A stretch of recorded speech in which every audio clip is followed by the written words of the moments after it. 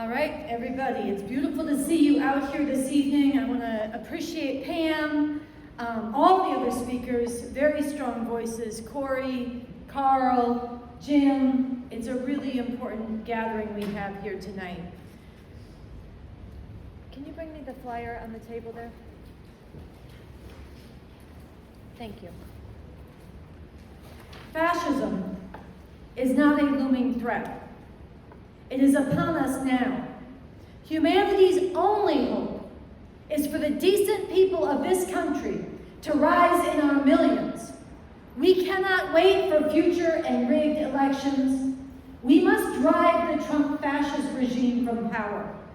Beginning November 5th, the one-year anniversary of Trump's re-election, we need to flood DC in nonviolent protest, surround the White House, surround the Congress, surround the illegitimate fascist-packed Supreme Court.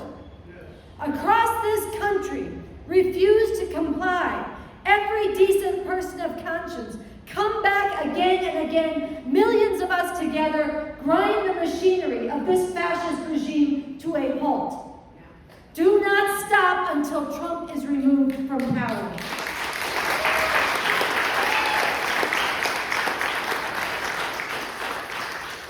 These are the opening words of this call for the fall of the Trump fascist regime, initiated by refusefascism.org and open to all. This is a call for a truly historic outpouring, the biggest in U.S. history. Non-violent but determined, millions and millions of us, November 5th in Washington, D.C. This is the only way to defeat the terrible fascism that is accelerating by the day. So today I'm going to get into why this is true and how we can make this real. And then after I speak, we are going to get organized in breakout groups and work together to develop the plans to make this the historic outpouring it must be on November 5th. We are going to talk about how we get this call out to millions all throughout society. We are going to talk about how we take it to other organizations and get them involved to take up this outpouring as their own. We're going to talk about making October 18th, No King's Day 2, the biggest, even bigger than the first one, which was like 5 million people. And we're going to talk about how we get the momentum from No King's Day to November 5th in DC, so the whole world hears our outrage, our conscience, our determination to wrench the future from the fascist maniacs who are terrorizing immigrants, who are disappearing people, who are trampling our rights, who are threatening the planet, and who are doing it by greater and greater speed each day. We have to rescue the future, and we have to go out from tonight to wake up and organize the tens of millions across this country who keep showing themselves in the protests, keep showing themselves in their outrage, keep showing their conscience, but have not yet taken up the fight to bring it all together in a way that can dislodge this regime. That's our mission and charge tonight. So I want to return.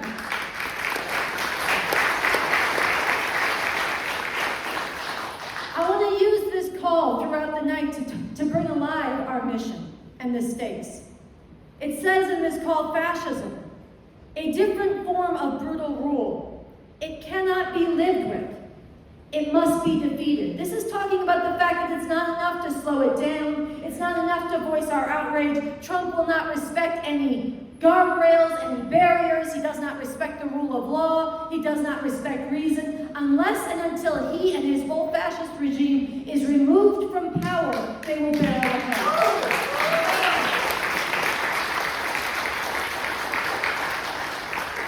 Now, Pam Laskin gave a very thorough and moving definition and bringing alive of what fascism is. And it was very important. But I also want to read and reinforce the words that are written in this call for the fall of the Trump fascist regime.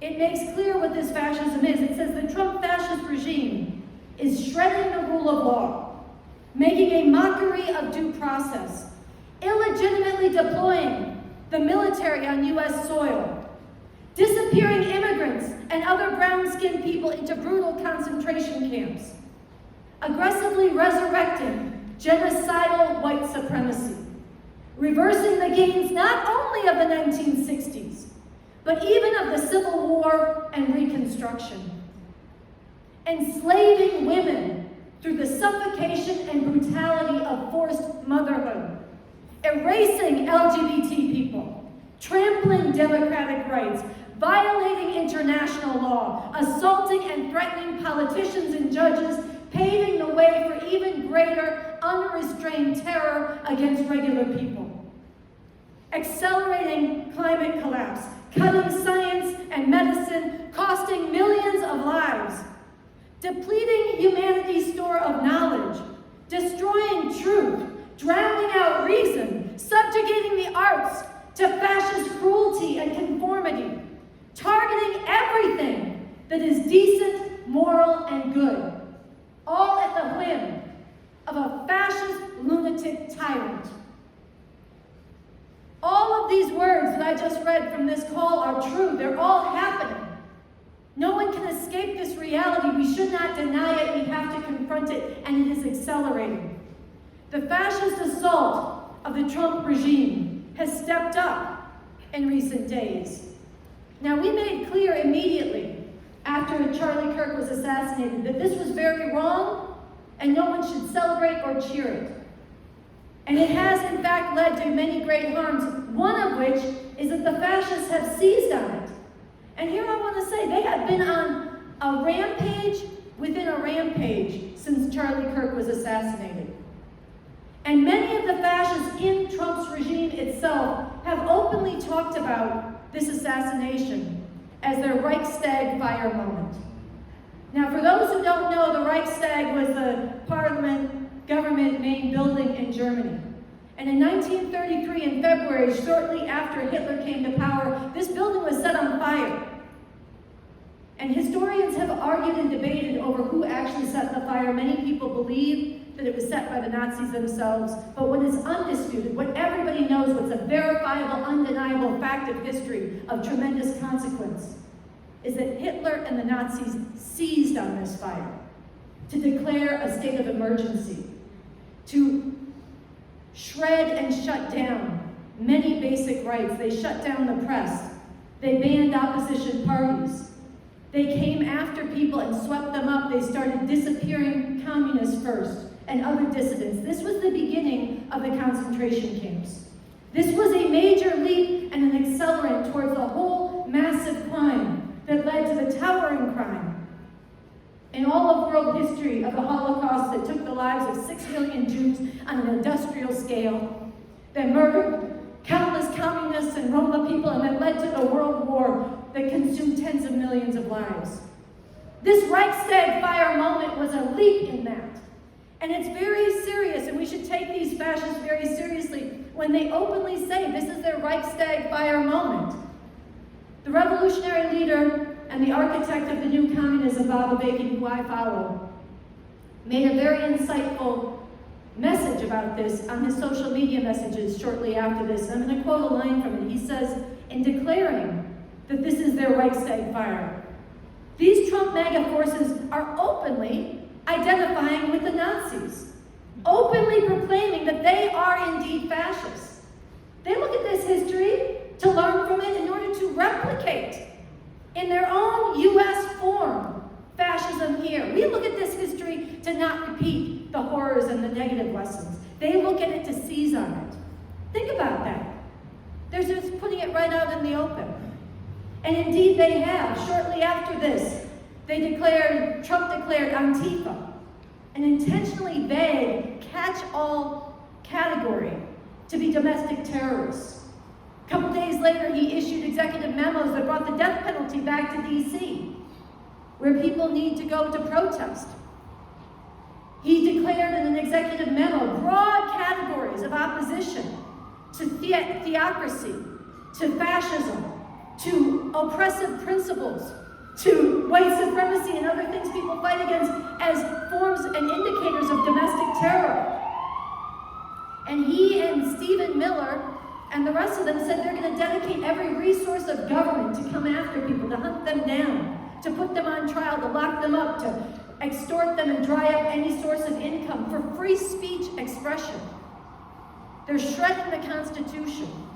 And then today, Donald Trump and Hegseth gathered these military leaders from all over the world and lectured them about how they're going to get rid of even the semblance, any attempt to overcome the deep roots of white supremacy, the rape culture, and sexual assault within the military. They're not even going to make an effort. That's all gone. They have ruthless, back to openly racist, misogynist, military warrior culture, and they're getting rid of even the minor constraints against openly carrying out war crimes and crimes against humanity. And then Trump backs this up and says, and we're going to use these military in the streets of this country. We're going to do military training in U.S. cities. This is very serious. This is moving very fast.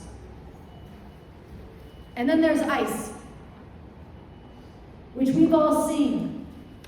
Masked, no IDs, no accountability, disappearing immigrants, disappearing people based on their accents, the color of their skin, throwing them into concentration camps, disappearing them here in brutal places. They make swag and make jokes about alligator Alcatraz, the twistedness of that. And all over the world, where people have no connection, where they're going to face torture, where they're going to be disappeared.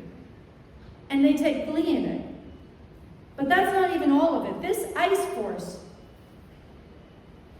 is a personal army loyal to Trump above the rule of law. And Steve Bannon is openly talking about it already, and others in the administration are considering this too, deploying ICE at the polling places in 2026. Just think about the effect that would have. Not just on people who don't have papers, but for people who legitimately fear they would be targeted. Maybe because they have an accent, maybe because of the color of their skin. Think of the effect of that. I want to return to what it says in this call. And we all know this on one level, but we have to confront it fully.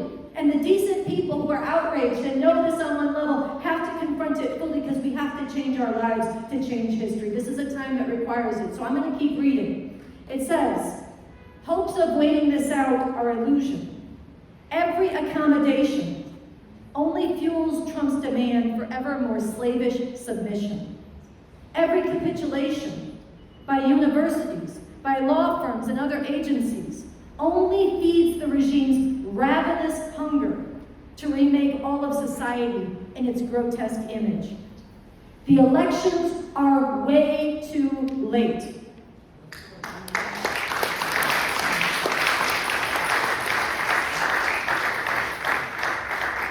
Besides, no honest person can expect the tyrant who instigated and then pardoned the January 6th insurrectionists to respect an election he loses.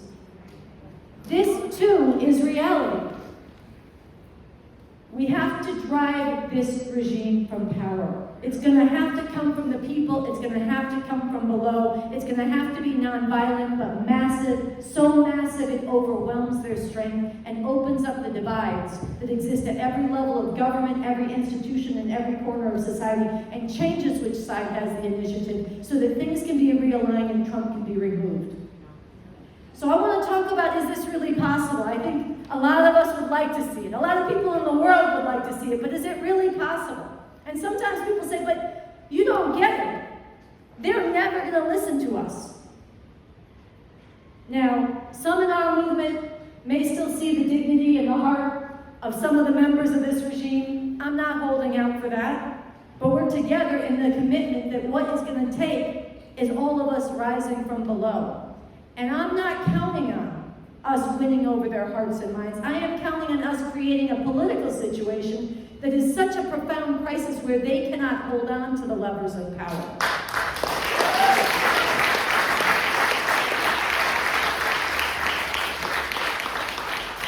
This call talks about the fact that there have been millions and millions of us who have stood up in protest. We've blown the whistle.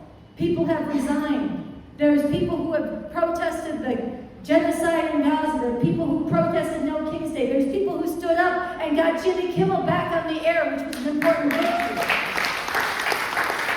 Over and over again, we see that we are the majority, and we cannot forget that. We cannot allow them to make us forget it. We are the majority. This is why we have the power to drive this regime out, but it's not just that. Here I want to read a very decisive line in this call and break it down. It says the Trump fascist regime is illegitimate. What it is demanding we become is unconscionable. At every level of society and in every institution, tens of millions of us know this in our bones. Now I want to dwell on that word illegitimate. Trump is illegitimate. And this is important because some people get hung up on the fact that Trump won the election. And they think this makes him legitimate. And I think this is a big part of why we didn't see the same level of massive protest immediately during Trump 2 that we saw in Trump 1. But here we have to say Trump is illegitimate.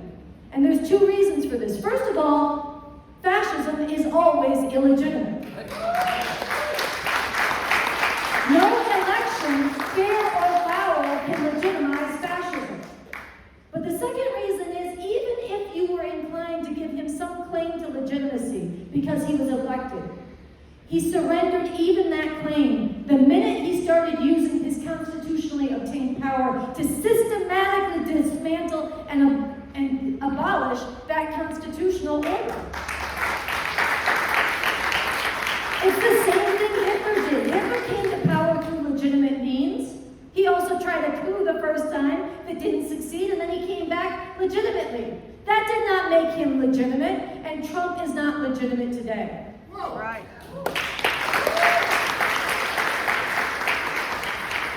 And what is the significance of knowing that at every level of society and in every institution, there are people who deeply know that this regime is illegitimate and what it's demanding of us is unconscionable? The significance is that that means there's a basis to create the kind of political alignment among the rulers that could lead to the removal of Trump. And here I want to read something from a very important major message from the revolutionary leader, Bob Avakian. We have a lot of different views in our movement. This is one of them. It's an insightful view. I want to share it with you.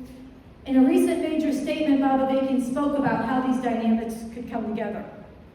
He said, there are many people and forces within the ruling institutions, or with strong ties and potentially important influence within those institutions, who are very deeply troubled by, or even strongly opposed to how they see the actions of the Trump fascist regime, quote, violating the Constitution and the law, destroying our great American experiment in democracy, end quote, and, quote, seriously undermining and damaging our country's standing in the world, end quote.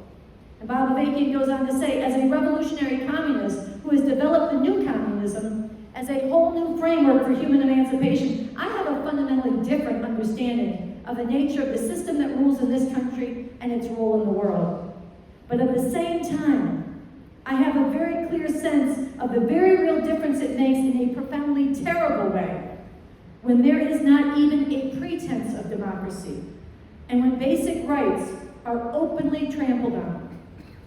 In light of the urgent need to defeat and remove the Trump regime that is enforcing an undisguised fascist dictatorship, and of the crucial importance of uniting all who can be united to drive out this regime, I recognize the particularly important role that such people and forces with ties and influence in key institutions could play in regard to this urgent need.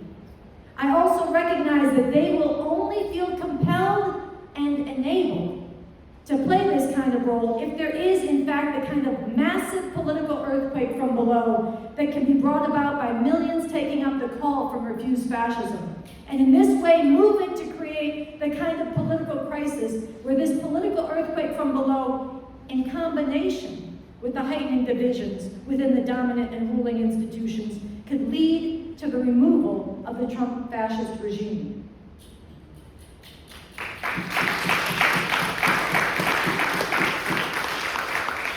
It's a very dense, concentrated, but very rich message and excerpt I just read to you that talks about the dynamics from the top and the bottom and the divisions in society and how the initiative has to come from below, but there's a chance to do this because there are such sharp divides at the top. And that chance is now.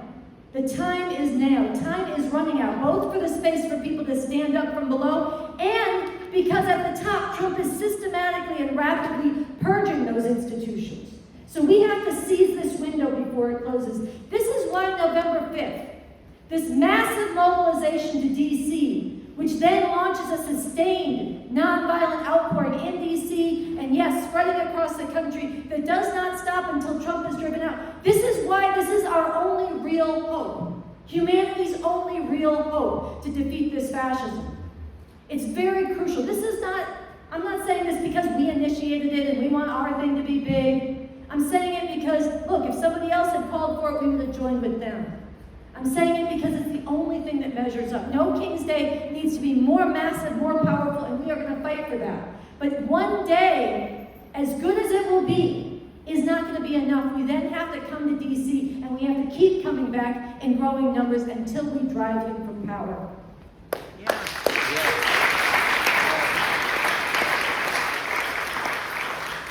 Just picture this. Millions and millions of us, by our sheer numbers, shutting the city down, clogging up business as usual, making it impossible for the regime to do its business and function, making it undeniable before the eyes of people all over the world.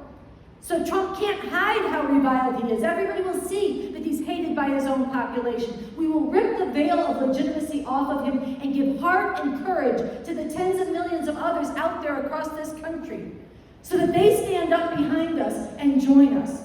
And we will use every attack, every slander, every act of repression to rally more people to our side as we expose how illegitimate they are.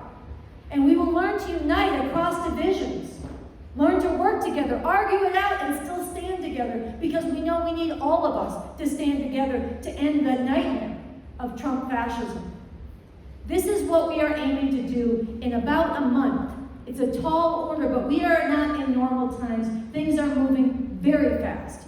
Most of the time in a negative way right now, but the potential to move fast in a positive way is being presented again and again in how deep the outrage is, how widespread it is. So this is our mission tonight, is to get organized, to go out from here and reach and move.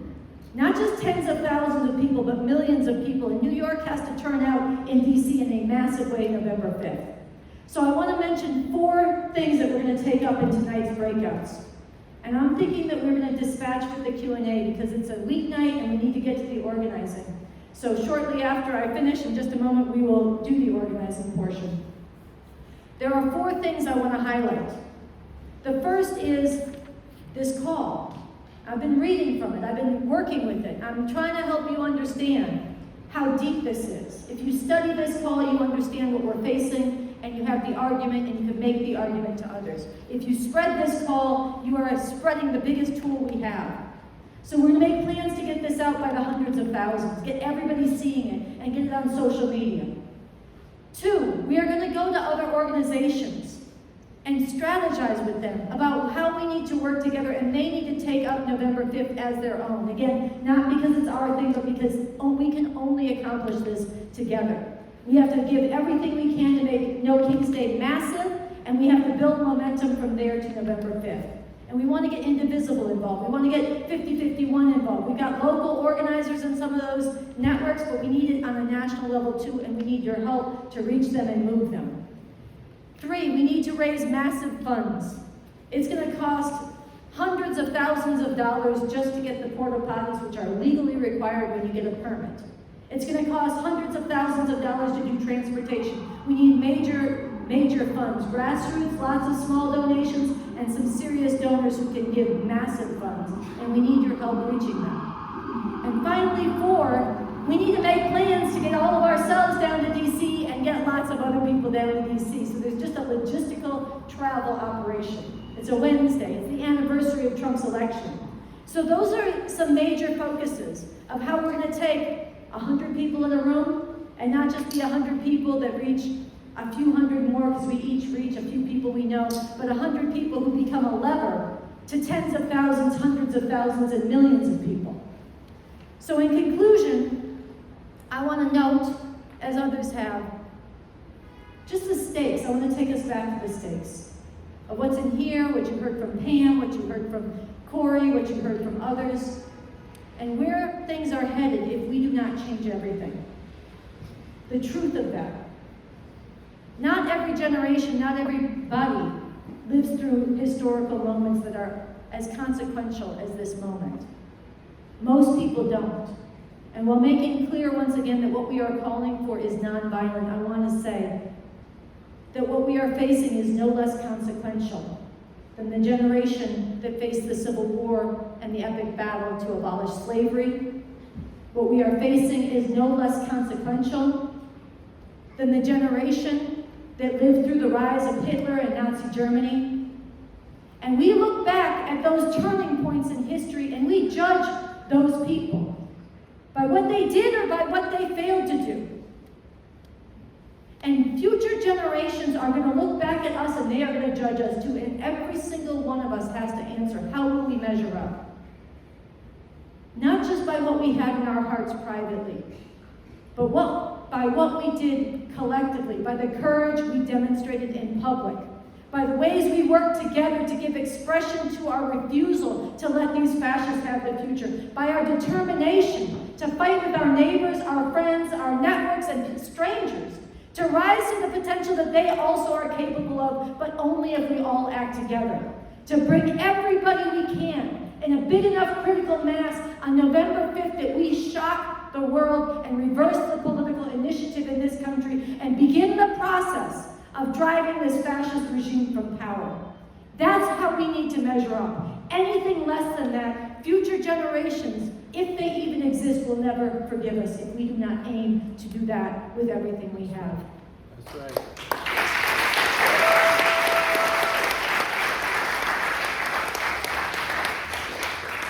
It may seem unlikely, but the call ends with these words, and I will end with them as well. It says, history is full of examples where people who had right on their side fought against tremendous odds and were victorious.